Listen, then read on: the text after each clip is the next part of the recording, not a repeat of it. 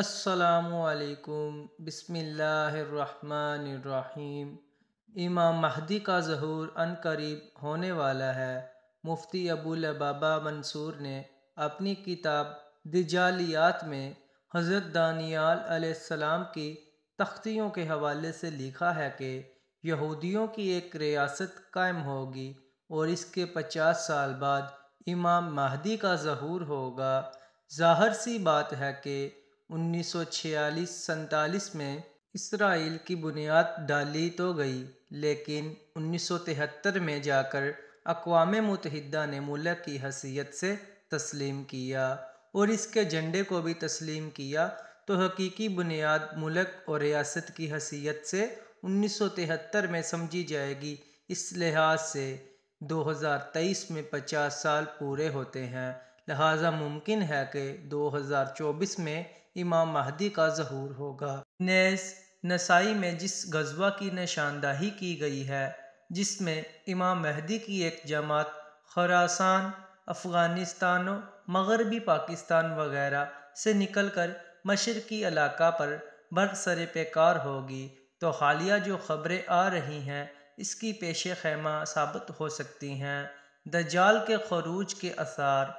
काबिल गौर बात तो ये भी है कि कोरोना का ड्रामा भी 2024 में ख़त्म कर दिया जाएगा।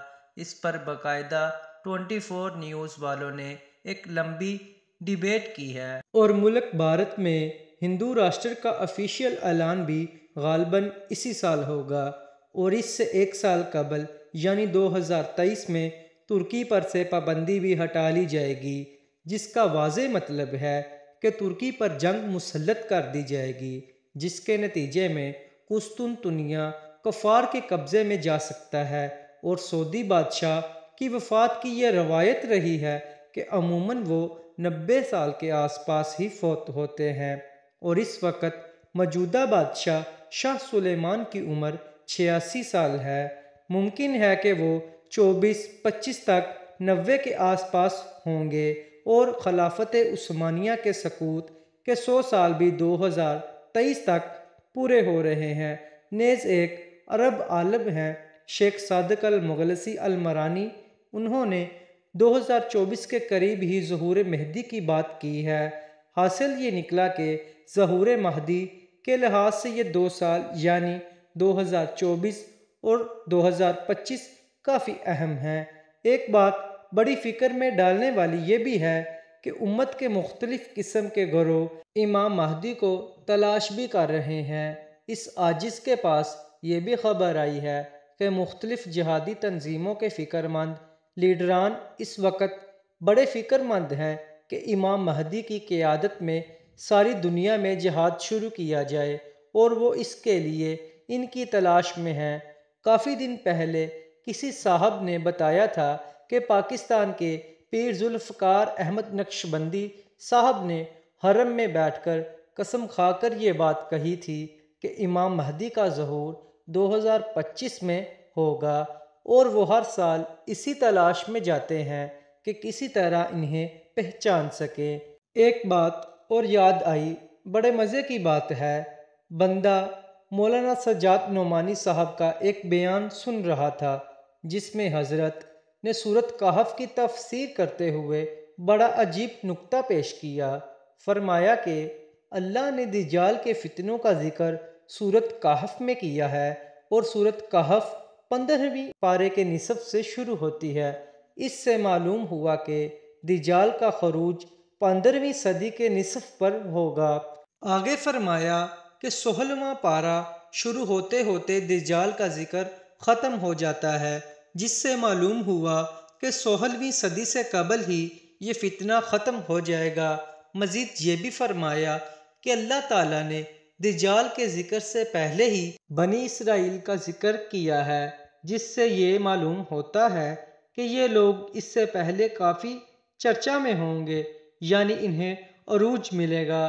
अब हम हज़रत की इन बातों पर गौर करते हैं तो इससे यही अंदाज़ा निकल के सामने आता है कि चूँकि दज्जाल के 15वीं सदी के निसफ में आने का इम्कान है और हज़रत महदी इससे तकरीबन 5-6 साल कबल आएंगे, 5-6 साल कबल मतलब 45-46 हिजरी, जो अंग्रेज़ी साल के हिसाब से 2024 और 25 बनते हैं, इमाम महदी के ज़हूर के बाद बहुत मुमकिन है कि 2025 के बाद इमाम महदी की क़ियादत में तीसरी आलमी इस्लामी जंग हो। बहरहाल आप जिस तरह भी गौर करेंगे, यही 2 साल सामने आएंगे। मालूम हुआ कि ये 2 साल उम्मत मुस्लिमा के लिए बड़ी अहमियत के हामिल हैं। अल्लाह तबारक व तआला उम्मत मुस्लिमा की दजाली फितनों और साजिशों से हिफाजत फरमाए। नंबर 1, पहले स्याह झंडे निकलेंगे। नंबर 2, फिर गज़वा हिंद होगी। नंबर 3, फिर हिंदुस्तान में हिंदुओं को कत्ले आम होगा। नंबर 4, फिर हिंदुस्तान में दीन के बदख्वार लोगों का कत्ल आम होगा, जैसे गुस्ताख और लानती कादियानी वगैरह। नंबर 5, फिर तीसरी जंग अजीम शुरू होगी। नंबर 6, फिर कुस्तुनतुनिया मुसलमानों के हाथों निकल जाएगा। नंबर 7, फिर सुफियानी का ज़हूर होगा। नंबर 8, फिर हज़रत इमाम मेहदी का ज़हूर होगा। नंबर 9, फिर सुफियानी का लश्कर हज़रत इमाम मेहदी से लड़ने चलेगा तो मक्का मदीना के दरमियान मकाम बेज़ा पर ज़मीन में धंसा दिया जाएगा। नंबर 10, फिर बनो कलब का लश्कर इमाम मेहदी के हाथों शिकस्त खाएगा, जिसको लौटने का हुक्म रसूलुल्लाह ने दिया है। नंबर 11, फिर मशरिक से स्याह झंडे अरब की तरफ तूफान बनकर उठेंगे। अरब को बचाने के लिए सारी यहूदी नेवी मैदान में आएगी और स्याह झंडों के हाथों बुरी तरह तबाह होगी। नंबर 12, फिर हजाज मुकद्दस का मुहासरा तोड़ने के लिए खलीज फारिस के नज़दीक स्याह झंडे दज्जालियों से बड़ा ज़बरदस्त मार्का लड़ेंगे और मुहासरा तोड़ देंगे। नंबर 13, फिर ये लश्कर इमाम महदी अलैहिस्सलाम की बैत के लिए आगे बढ़ेगा और रास्ते में नजद शहरान की तूफान यलगार की लपट में आ जाएगा। नंबर 14, फिर ये लश्कर इमाम मेहदी के हाथ पर बैत करेगा। नंबर 15, फिर ये अरबों से खजाना तलब करेंगे, वो देने से इनकार कर देंगे। फिर ये स्याह झंडे वालों के हाथों बुरी तरह कत्ल होंगे। इनके कत्लेआम के दौरान स्याह झंडे अरब की रेत को अरबों के खून से तर कर देंगे। इस खौफनाक कत्लेआम का जिक्र अहादीस मुबारका में भी मिलता है। यही वजह होगी कि अरब बहुत कम रह जाएंगे। नंबर 16, फिर अरब भागकर मक्का और मदीना में पनाह लेंगे और अपनी जान बख्शी के लिए खजाना देना चाहेंगे, लेकिन स्याह झंडे लेने से इनकार कर देंगे। नंबर 17, फिर स्याह झंडों की अगली यलगार का निशाना मिस्र बनेगा, जिसका जिक्र अहादीस में मिलता है। फिर ईरान की बारी आएगी, लेकिन ईरान अताअत कबूल करके जान बचाएगा। नंबर 18, फिर रोमी अपने वो लोग जो इस्लाम कबूल कर चुके होंगे वापस मांगेंगे। ना देने पर रोमियों के 80 झंडे स्याह झंडों से लड़ने के लिए निकलेंगे। हर झंडे तले 60,000 रोमी होंगे। इनकी इतनी तादाद देखकर स्याह झंडों में से 1/3 भाग जाएगी, जिनकी तौबा अल्लाह कभी कबूल ना करेगा। पहले दिन मुसलमान एक जमात को लड़ने भेजेंगे, सारी जमात शाम तक शहीद हो जाएगी। फिर चौथे दिन तमाम अहले इस्लाम, जो कि स्याह झंडे वाले ही होंगे, मिलकर रूमियों पर हमला आवर होंगे। फिर वो ऐसी जंग करेंगे कि तारीख इंसानी में पहले किसी कौम ने ऐसी जंग न की होगी, या फिर फरमाया कि वो ऐसी जंग होगी कि पहले कभी न लड़ी गई होगी। फिर अल्लाह रोमियों पर शिकस्त मुसल्लत कर देगा। फिर मुसलमान यानी स्याह झंडे इनका कत्ले आम करेंगे, यहाँ तक कि रोमियों की लाशों के पहलू से परिंदा उड़ेगा। वो मर कर गिरेगा, लेकिन लाशों के समंदर को पार न कर सकेगा और मर कर गिरेगा भी तो एक लाश पर। इस जंग के बाद आधे से ज्यादा लश्कर आर्मेनिया की तरफ जाएगा। स्याह झंडे आर्मेनिया पर आंधी तूफान और बला बनकर नाजिल होंगे और आर्मेनिया को वो तबाही देखनी पड़ेगी जिसके सामने बाबलो नैनवा और बगदाद के किस्से भी हैच हैं। इसका जिक्र हदीस मुबारका में मिलेगा। लश्कर वहाँ से होता हुआ इमाम महदी से मिलकर कुस्तुनतुनिया का मुहासरा कर लेगा। अल्लाह स्याह झंडों की जहाद का सिरा ये देगा कि इनके नारों से ही कुस्तुनतुनिया फतह हो जाएगा। फिर स्याह झंडों का कुछ लश्कर यूरोप की तरफ निकलेगा और जब ये यूरोप की दहलीज पर पहुंचेगा तो पूरे यूरोप में कोहराम मच जाएगा। लेकिन यहीं पे खबर भी पहुंच जाएगी कि दज्जाल निकल आया है। फिर ये लश्कर वहां से इंतहाई तेजी से वापस आएगा। इनकी रफ्तार इंतहाई तेज होगी।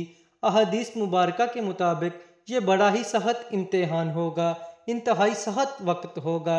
जो कोई थोड़ा आराम का वक्त निकालने में कामयाब होगा वही ताकतवर तस्वर किया जाएगा। आते ही अरब में वो रूमी जो दज्जाल से मिले होंगे इन पर 3 जगहों से शब खून मारेंगे और इनमें से कोई भी बचकर वापस न जाएगा। फिर मुसलमान देखेंगे कि हज़रत ईसा तशरीफ़ लाएंगे और दज्जाल इन्हें देखकर पानी में नमक की तरह पिघलेगा। फिर वो वहाँ से भागेगा और मकाम लद पर हज़रत ईसा के हाथों कत्ल होगा। फिर यहूदियों का स्याह झंडे वाले कत्लेआम करेंगे। यही वक्त होगा जब मोमिनीन मशरिक से लेकर मगरिब तक फतूहात के झंडे लहरा रहे होंगे और अल्लाह ने सूरत बनी इसराइल में जो वादा फरमाया था पूरा होगा। यानी कुफ्र सरकशी करने वाली कोई भी बस्ती ऐसी नहीं जिसे हम रोज़े क़यामत से कबल ही तबाह बर्बाद न कर दें। फिर हज़रत ईसा को हुक्म होगा कि वो कोहतूर पर जाकर किला बंद हो जाएं। याजूज माजूज निकल कर फितना अजीम फैलाएंगे।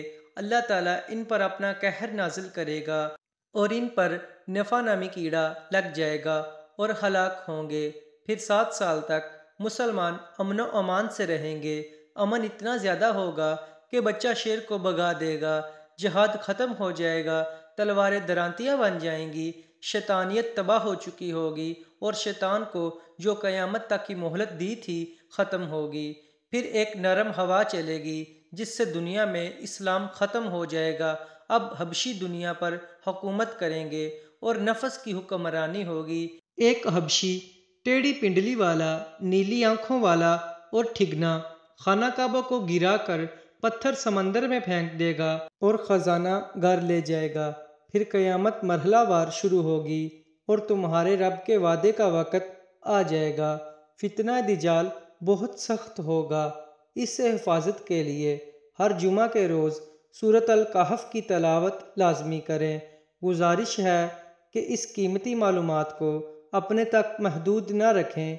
इस मालूमात को इकट्ठा करने में हमारी 4 साल की मेहनत लगी है। क़यामत कब आ जाए कोई पता नहीं, तो क्या आपने इसकी तैयारी कर ली है? असल इल्म अल्लाह रब्बुल इज़्ज़त के पास है। बेशक हमें तैयारी करनी है, कोशिश करनी है, गौर व फिक्र करना है, खुद को नस्लों को इस फितने से बचाना है इंशाअल्लाह।